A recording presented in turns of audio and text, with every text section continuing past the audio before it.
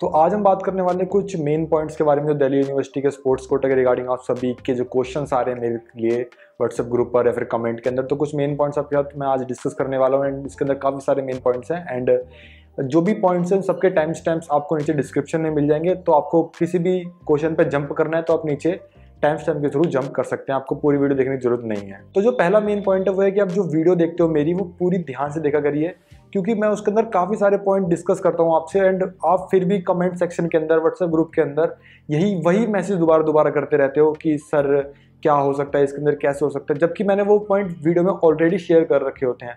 तो आप वीडियो को ध्यान से देखा करिए प्लीज़। तो काफ़ी स्टूडेंट्स का ये क्वेश्चन होता है कि मेरे 90% अबव बन रहे हैं, तो मेरे को स्पोर्ट्स कोटा के अंदर कौन सा कॉलेज मिल जाएगा, क्या रहेगा।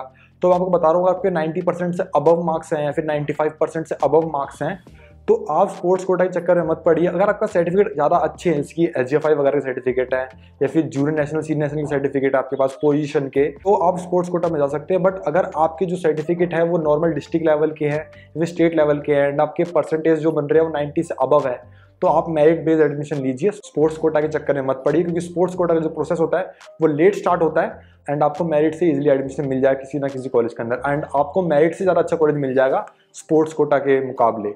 तो आपके अगर 90% से अबव मार्क्स, तो आप मेरिट बेस्ड एडमिशन के लिए जाइए, स्पोर्ट्स कोटा चक्कर में मत पड़िए। बट अगर आपके सर्टिफिकेट अच्छे हैं, जैसे कि जूनियर नेशनल के हैं, सीनियर नेशनल के हैं, पोजीशन के सर्टिफिकेट है, तो आप स्पोर्ट्स कोटा को कंसीडर कर सकते हैं इस चीज़ के अंदर। तो एक ऑप्शन और आपके पास, अगर आपके मार्क्स अच्छे हैं एंड आपके पास स्पोर्ट्स सर्टिफिकेट भी हैं, तो आप ये कर सकते हैं कि आप पहले मेरिट बेस से एडमिशन ले लीजिए किसी भी कॉलेज के अंदर जिसके अंदर आपका एडमिशन हो रहा है। देन उसके बाद अगर आपको स्पोर्ट्स के अंदर कोई अच्छा कॉलेज मिल रहा है तो आप वहाँ से एडमिशन कैंसिल करा के अपना कॉलेज दूसरा ले सकते हैं। तो ये ऑप्शन भी है दिल्ली यूनिवर्सिटी के अंदर, तो आप ऐसे भी कर सकते हैं। तो कोई दिक्कत रहने वाली बात नहीं है, आप इजीली रहिए, चिल रहिए। एंड जैसे काफ़ी लोगों का क्वेश्चन ये भी रहता है कि मेरे 95% मार्क्स है या फिर 90% या फिर 85% मार्क्स हैं एंड मेरे पास स्पोर्ट्स सर्टिफिकेट भी है, तो क्या मेरे मार्क्स इंक्रीज होंगे। तो ऐसा कुछ नहीं होता। स्पोर्ट्स के एडमिशन अलग होते हैं एंड मेरिट बेस्ड जो एडमिशन होते हैं वो अलग होते हैं। दोनों का एक दूसरे से लेना देना बिल्कुल भी नहीं है। तो आप ऐसा मत सोचिए कि अगर आपके 95% मार्क्स हैं एंड आपका स्पोर्ट्स सर्टिफिकेट है तो आपके 95 से 98% मार्क्स हो जाएंगे, ऐसा नहीं होगा। स्पोर्ट्स के सर्टिफिकेट के जो मार्क्स होते हैं उसका जो एडमिशन का प्रोसेस होता है वो अलग होता है एंड जो मेरिट से एडमिशन का प्रोसेस होता है वो अलग होता है। दोनों अलग चीज़ें, उनको साथ में मत जोड़िए, ठीक है। ये पॉइंट बहुत ही मेन पॉइंट है। इसके रिगार्डिंग मेरे को काफी सारे कमेंट्स एंड काफी सारे मैसेजेस आते हैं, तो इस बात का ध्यान रखिएगा प्लीज। एंड एक जो पॉइंट ये भी है कि काफी स्टूडेंट्स बोलते हैं कि मेरे पास ये सर्टिफिकेट है, मेरा एडमिशन हो जाएगा या फिर होगा तो मेरे को कौन सा कॉलेज मिलेगा। तो देखिए, कॉलेज का मेरे हाथ में कुछ भी नहीं है एंड सर्टिफिकेट में आपका एडमिशन होगा ये भी मेरे हाथ में कुछ भी नहीं है, क्योंकि ये सारा डिपेंड करता है सीट्स के ऊपर कि सीट्स कितनी है कॉलेज के अंदर, कितने बच्चों ने फॉर्म डाला है स्पोर्ट्स के अंदर एंड कितनी आपकी क्या रैंक बनी है स्पोर्ट्स के अंदर। तो ये सारी चीज़ें देखनी पड़ती है, उसके बाद ही आपका एडमिशन का पक्का होता है। ऐसा नहीं है कि आपका सर्टिफिकेट है ये तो आपका एडमिशन पक्का ही हो गया। बट हाँ, अगर आपका सर्टिफिकेट आपका अच्छे लेवल का है, जैसे कि नेशनल लेवल या फिर नेशनल पोजीशन का है, तो आपके चांसेस काफ़ी ज़्यादा बढ़ जाते हैं। बट अगर आपके पास डिस्ट्रिक्ट लेवल का सर्टिफिकेट है, फिर स्टेट लेवल सर्टिफिकेट है, तो आपके चांसेस थोड़े कम होते हैं। बाकी वो डिपेंड करता है स्पोर्ट्स के ऊपर भी एंड जितने भी एडमिशन के अंदर फॉर्म किए गए हैं स्पोर्ट्स कोटा के अंदर, उसके ऊपर भी वो सारी चीज़ें डिपेंड करती है। तो आप अभी रिलैक्स करिए, सीट्स का वेट करिए कि सीट्स की जब लिस्ट आएगी जब पता चलेगा आपको कि आपके स्पोर्ट्स के अंदर कितनी सीट्स हैं एंड जब भी वो लिस्ट आएगी तो आपको मैं अपडेट कर दूंगा। इसी चैनल पर आपको वो लिस्ट देखने को मिल जाएगी सीट्स की, तो आप इस चैनल को सब्सक्राइब जरूर कर लीजिएगा। एंड आपको वीडियो अगर पसंद आ रही है तो आप नीचे वीडियो को लाइक भी कर सकते हैं एंड यहाँ तक आएगी तो सब्सक्राइब जरूर कर लेना चैनल को, क्योंकि मैं ऐसी अपडेट आपको और भी ज़्यादा देने वाला हूँ। एंड जो नेक्स्ट पॉइंट है वो है कि क्या मेरे सर्टिफिकेट की वैल्यू है। काफ़ी सारे स्टूडेंट मेरे को मैसेज करते हैं अपने सर्टिफिकेट एंड बोलते हैं कि मेरे सर्टिफिकेट की वैल्यू है या नहीं है। तो आपको अपनी स्क्रीन पर एक इमेज देखने को मिल रही होगी, उस इमेज के अंदर देखो जो भी नाम लिखे हैं, अगर आपके सर्टिफिकेट पे उनमें से कोई नाम लिखा हुआ है तो आपकी सर्टिफिकेट की वैल्यू है, ऑब्वियस सी बात है वैल्यू है। बट अगर इनमें से कोई आपका सर्टिफिकेट नहीं है जो आपको स्क्रीन पे देखने को मिल रहे हैं, तो आपकी सर्टिफिकेट की वैल्यू नहीं है। एंड अगर फिर भी डाउट है तो आप नीचे कमेंट कर सकते हैं अपने सर्टिफिकेट का नाम, या फिर आप वही मेरे को व्हाट्सएप पे अपनी सर्टिफिकेट की इमेज सेंड कर सकते हैं। एंड जो मेन पॉइंट आपको बता दूं, अगर आपके सर्टिफिकेट पर ये कोई वर्ड लिखा है इन चीज़ों में, जैसे ओपन, अगर सर्टिफिकेट पर लिखा आपके ओपन, मेमोरियल या फिर रैंकिंग टूर्नामेंट, तो इन सर्टिफिकेट की वैल्यू बिल्कुल भी नहीं होती है। तो ऐसे सर्टिफिकेट को मत सेंड करना मेरे को, क्योंकि वो दिल्ली यूनिवर्सिटी एक्सेप्ट नहीं करेगा एंड ऐसे सर्टिफिकेट की वैल्यू नहीं होती है। तो प्लीज़ ओपन, मेमोरियल या फिर रैंकिंग टूर्नामेंट्स के जो सर्टिफिकेट होते हैं उनकी वैल्यू बिल्कुल भी नहीं होती है। तो इस चीज़ का ध्यान जरूर रखना आप। एंड काफ़ी लोग क्वेश्चन पूछते हैं कि ओबीसी कोटा के बारे में या फिर एनसीसी के बारे में या फिर ईसीए कोटा के बारे में। तो आपको बता दूं, मैं इनके बारे में मैं कोई भी इन्फॉर्मेशन किसी को नहीं देता हूं, क्योंकि मेरे को इनके बारे में थोड़ी नॉलेज कम है। तो इसके बारे में इन्फॉर्मेशन बिल्कुल भी नहीं देता किसी को। तो इसके रिगार्डिंग आप नीचे कमेंट मत करिएगा, क्योंकि मैं इसके रिगार्डिंग आपको कोई भी आंसर नहीं दे पाऊंगा। बाकी आपको और भी चैनल मिल जाएंगे आपको यूट्यूब के ऊपर जो कि इनके बारे में आपको इन्फॉर्मेशन देते हैं, तो आप उन चैनल्स को देख सकते हैं। बाकी ईसीए हो गया, एनसीसी या फिर आपकी डांस पेंटिंग की जो भी कोटा होते हैं, इनके बारे में मैं कोई इन्फॉर्मेशन नहीं देता हूँ। तो इनके रिगार्डिंग मत कमेंट करना, मैं खाली स्पोर्ट्स के रिगार्डिंग आपको इन्फॉर्मेशन देता हूँ। एंड उसके रिगार्डिंग आप कमेंट कर सकते हैं, मैं आपको जल्द से रिप्लाई देने की जरूर कोशिश करूंगा। एंड मैं करता भी सबको रिप्लाई। तो आप बाकी अगर आपको कोई भी डाउट होता है या फिर आपको किसी भी चीज़ का रिप्लाई नहीं मिलता है कमेंट के अंदर जल्दी, तो आप हमारा व्हाट्सएप ग्रुप ज्वाइन कर सकते हैं। मेरे को पर्सनली कॉल कर सकते हैं, वहाँ पर मैं आप सबकी कॉल पिकअप करता हूँ, सबको आंसर देता हूँ, तो इसमें कोई दिक्कत नहीं है। एंड जो नेक्स्ट पॉइंट है वो काफ़ी इंपॉर्टेंट पॉइंट है। काफ़ी सारे स्टूडेंट्स का डाउट रहता है कि अगर हमने स्पोर्ट्स से एडमिशन लिया है तो हमें स्पोर्ट्स जरूरी खेलना पड़ेगा कॉलेज के अंदर। तो ये डाउट का क्लियर कर देता हूँ मैं। देखो, जैसे कि आप स्पोर्ट्स से एडमिशन लेते हो तो आपको वहाँ पर एनओसी देनी पड़ती है कि मैं स्पोर्ट्स खेलूंगा। बट क्या है कि आप जैसे कॉलेज में जाओगे तो आपको वहाँ पर कोई भी नहीं पूछेगा, मुश्किल ही कोई पूछेगा आपको कि आप स्पोर्ट्स खेल रहे हो या नहीं खेल रहे हो। डीईपी के ऊपर डिपेंड होता है, proper department of physical education के जो हमारे प्रोफेसर होते हैं उनके ऊपर डिपेंड होता है, वो आपको प्रेशर डाल रहे हैं नहीं डाल रहे। ऐसे कोई भी प्रेशर नहीं डालता आपको कि आपको स्पोर्ट्स खेलना ही है नहीं खेलना है। तो आपकी मर्जी है वैसे स्पोर्ट खेलने की नहीं खेलने की। बट वो है कि अगर आपने एडमिशन लिया है तो आपको स्पोर्ट्स खेलना चाहिए, क्योंकि आप एक स्पोर्ट की सीट बेकार कर रहे हो अगर आप स्पोर्ट नहीं खेल रहे हो एडमिशन लेने के बाद।